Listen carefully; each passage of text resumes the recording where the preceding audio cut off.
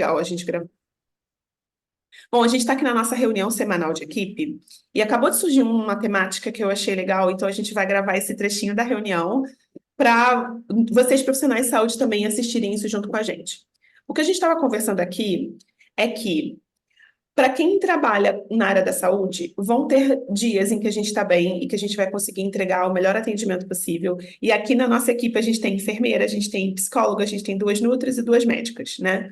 E vão ter dias que a gente está cansada, que a gente está pós-plantão, que o filho passou a noite inteira com febre, e a gente não dormiu direito, que a gente passou o final de semana inteira trabalhando por algum outro motivo, que foi o que aconteceu comigo essa semana. E talvez nesse dia ou no dia seguinte, as pessoas que a gente atender, a gente não vai conseguir dar o melhor que a gente pode. Ou a gente não vai conseguir responder mensagem, e-mail, demanda de paciente, dúvida na mesma velocidade que a gente consegue, ou até se a gente se forçar a fazer isso, a gente está correndo risco de cometer erros, né? E eu trouxe essa minha angústia aqui para a equipe, e a Maitê começou a falar num conceito muito interessante que eu achei legal gravar, para vocês também conhecerem, porque a gente não conhece. Então, Maitê, a palavra aí é sua. Perfeito. Eu posso apresentar slides, que eu já até achei uma aula sobre Acho do que pode. esse tema. Achei aqui rapidamente. Assim, pessoal, a gente vai repassar depois. Eu só preciso que o anfitrião me permita compartilhar. Já foi. Então, a gente vai revisar rapidamente os níveis de prevenção em saúde para poder falar sobre a prevenção quinquenária, que é o foco da conversa, que, resumindo, né, é trabalhar na saúde do profissional, né, principalmente saúde mental, saúde física, do profissional de saúde, para evitar danos no paciente. Então, quando a gente pensa em níveis de prevenção em saúde, a gente tem bem conhecido 4 níveis. Mais recentemente, temos um novo nível, que é o nível da prevenção quinquenária, que ela existe desde 2014, foi criado por um médico de família português, mas que está mais em vigor desde a pandemia de Covid-19, em que a gente viu, né? Tem até estudos que já comprovaram que médicos que estavam em grande tempo de jornada, enfermeiros também, tiveram, né, maior índice de complicações, tiveram maior índice é, de estresse e várias outras coisas que a gente sabe que repercute na saúde do paciente. Então, toda doença, todo problema de saúde, a gente tem como se fosse uma história, né, que a gente conhece do começo, meio ao fim dessa doença. E aí, de acordo com vários problemas, e não só problemas de saúde físicos, a gente pensa em problemas de saúde mental também, a gente tem vários níveis de intervenção. Quando a gente fala em prevenção primária, é querer evitar o surgimento desse problema de saúde. Então, por exemplo, eu vou fazer orientações, vacinação. Quando a gente fala em prevenção secundária, a gente quer detectar inicialmente um problema. Então, um problema que já existe, mas ele está no período pré-sintomático. Então, eu quero detectar ele de forma precoce. É aqui que entra aqueles exames de rastreamento, a consulta de check-up foca na prevenção secundária e na prevenção primária, porque vai ser identificado os fatores de risco. Quando a gente fala de prevenção terciária, a gente já tem uma pessoa adoecida e a gente quer evitar as complicações dessa doença. E um dos termos mais falados hoje em dia, né, é a prevenção quaternária, por quê? Existem estimativas, né, que as intervenções em excesso já podem ser consideradas a terceira causa de morte nos Estados Unidos. Então, intervenções em excesso, tanto para a questão diagnóstica quanto para a questão terapêutica.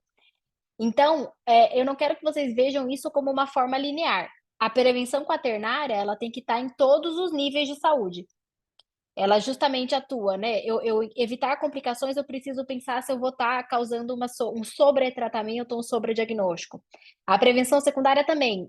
Não adianta eu pedir um rastreamento de câncer de colo retal para uma pessoa acamada com uma demência avançada. Eu vou estar causando muito mais danos do que benefícios. Mas é recomendado pela idade, Mas, gente, qual é o prognóstico desse paciente? Então, é começar a olhar de forma mais crítica para evitar causar, né, danos ao paciente. E na primária também. A gente tem que ter sempre essa questão.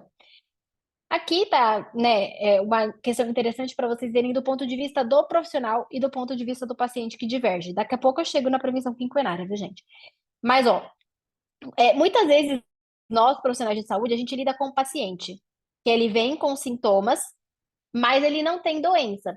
Então, é aquele paciente que ele pede por intervenções, só que a gente sabe que essas intervenções não vão, né, ajudar esse paciente.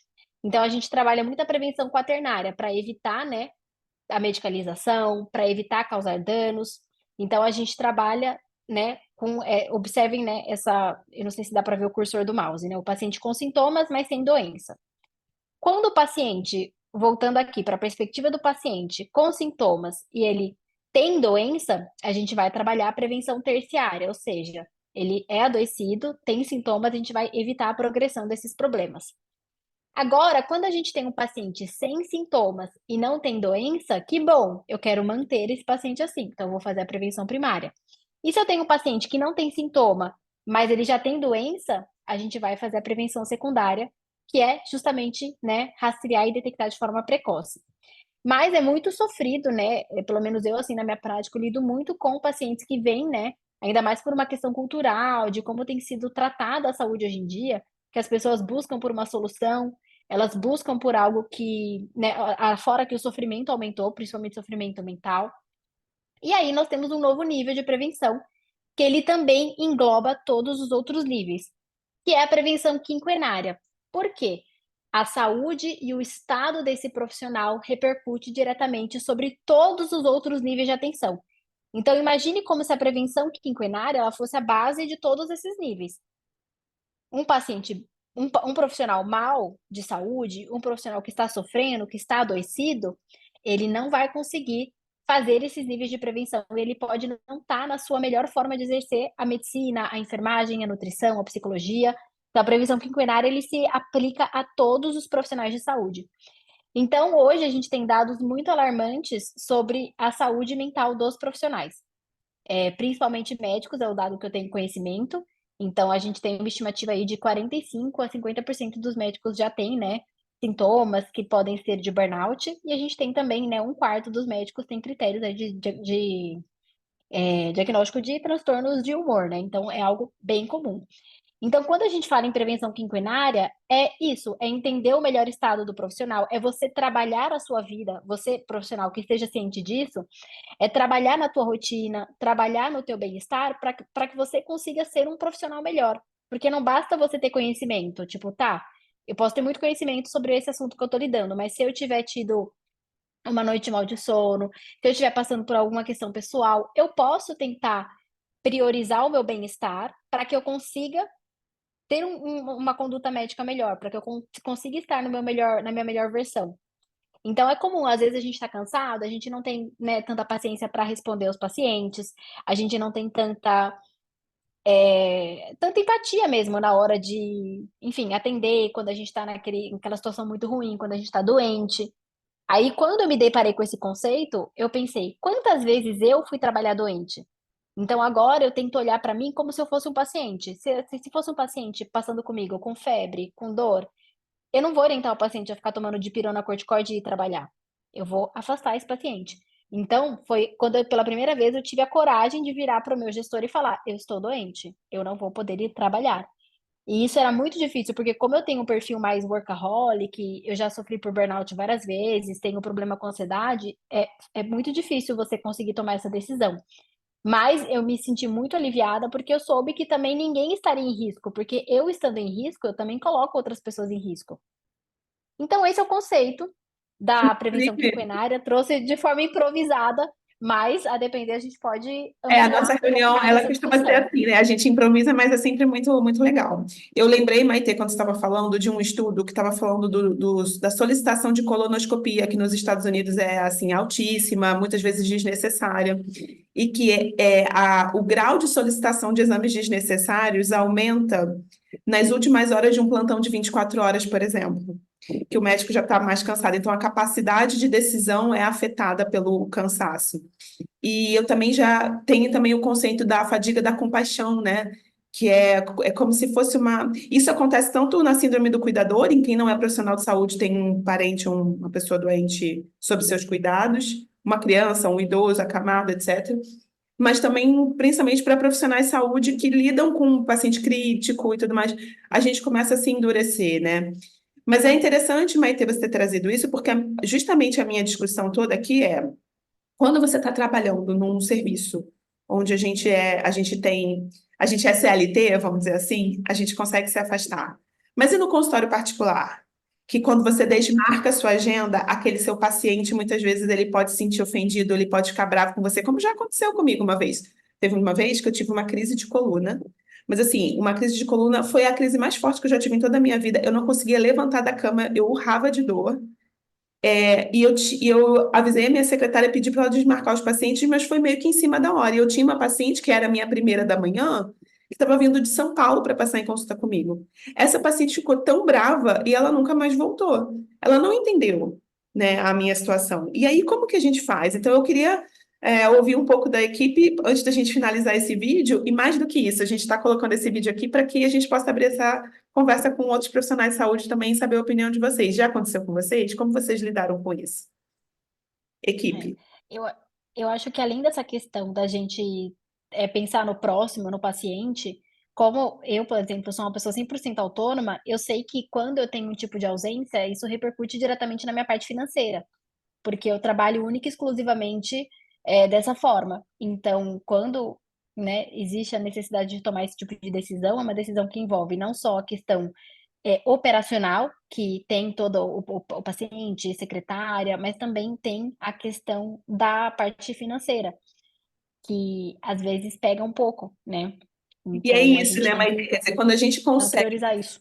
colocar um atestado e se afastar, como você, como o exemplo que você citou quando você tinha um gestor, ainda é ok, mas assim, para quem é profissional liberal, e aqui a gente está falando de área da saúde, mas eu acho que serve para todas as áreas, né? A tendência de você ultrapassar o seu limite e trabalhar doente é muito grande porque vai impactar no financeiro, e é disso que a gente está falando.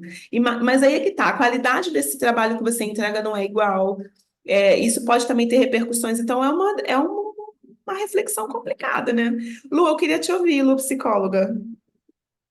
Não, eu ia falar essa coisa do limite, né? Porque às vezes você falou essa história do de ser CLT ou não, mas eu já cansei de ver anos e anos e anos, décadas de profissionais que são CLT e mesmo assim vão trabalhar doentes, né? E não tem essa tranquilidade, essa clareza, né? De que assim, não tá tudo bem você ir trabalhar doente, né? E mais do que isso, não tem a autoconsciência, né, de o quanto você está colocando as outras pessoas em risco, né? Porque o profissional de Uhum. saúde ele também tem essa coisa de super-herói, de salvacionista, tal, né? Então assim, nossa, mas e se eu faltar? É até vou ser polêmica aqui, né? Mas é até um pouco de ego também, assim, se eu faltar, o mundo acaba. Não, o mundo não acaba. Uhum. Se você faltar, vai ter outro colega que vai fazer o trabalho, ou se você faltar, você vai reagendar, e ok, né? Logicamente que você tem que fazer isso com responsabilidade, e logicamente que vão ter situações que, assim, né? A pessoa veio de outro estado, é um transtorno, sim, é um transtorno, mas mais transtorno é se você for atender você, né? Colocando a sua saúde em risco e colocando também a vida do outro, né? Mas é bem complicado a gente, como profissional de saúde, entender o limite, porque a gente é muito sedutor a gente se dar uma hiperimportância, porque eu sou o salvador, né? Eu salvo vidas, como que eu vou, né?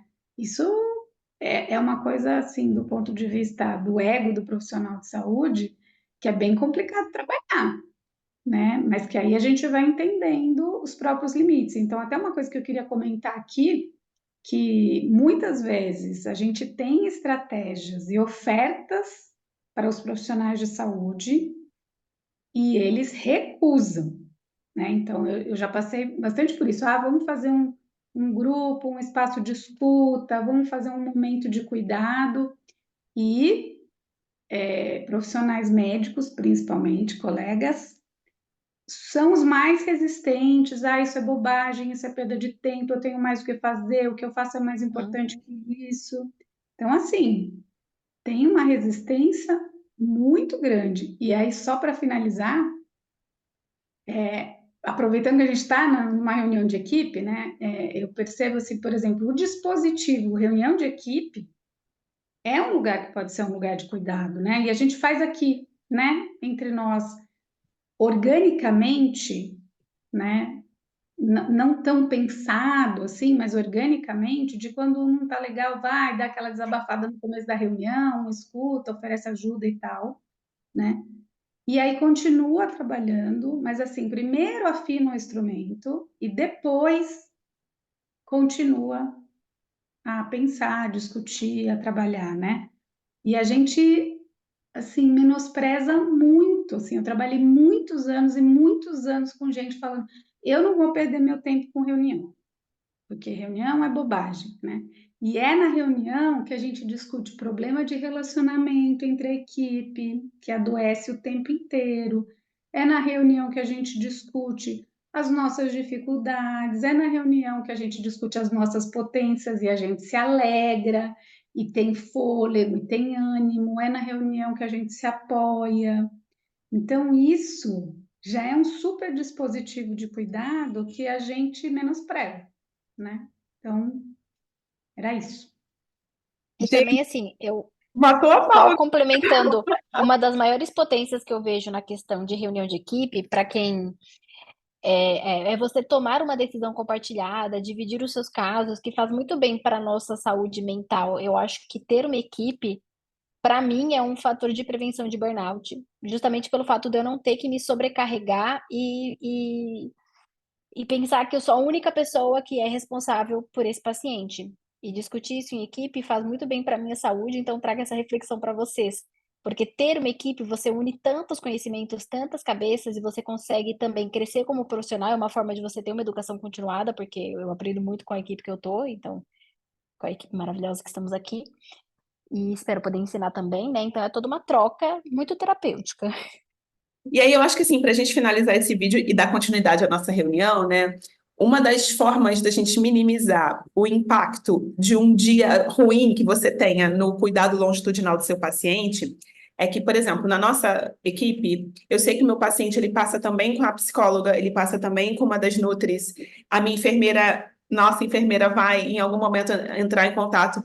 Então, é um paciente que, se eu atendi ele num dia ruim, mas ele já passou comigo antes, ele vai passar comigo depois, ele está em outros pontos da equipe também, isso pode ser trabalhado e minimizado. Então, não foi pensada essa reflexão final, mas a reflexão final que eu faço é: a gente precisa entender e conhecer os nossos limites, a gente precisa entender que a gente não é máquina, a gente precisa começar a conversar mais isso com os pacientes e explicar, e até pedir desculpas, olha, eu não estou num dia legal, não vou conseguir avaliar teu exame hoje, porque pode ser que eu erre, né? E as pessoas precisam começar a ver mais isso, e mais do que isso, quando você tem uma equipe que trabalha junto, todo mundo se apoia e se ajuda. Então, assim, da mesma forma que algum paciente falou para mim, eu entrei em contato com a Nutri e ela demorou 2 dias para me responder. Eu falei assim, não, calma, eu sei que ela está passando por um quadro de dengue, ela não vai conseguir naquele dia que você mandou mensagem, porque eu conheço a minha Nutri, né? Sei lá, estou dando um exemplo aqui, entendeu?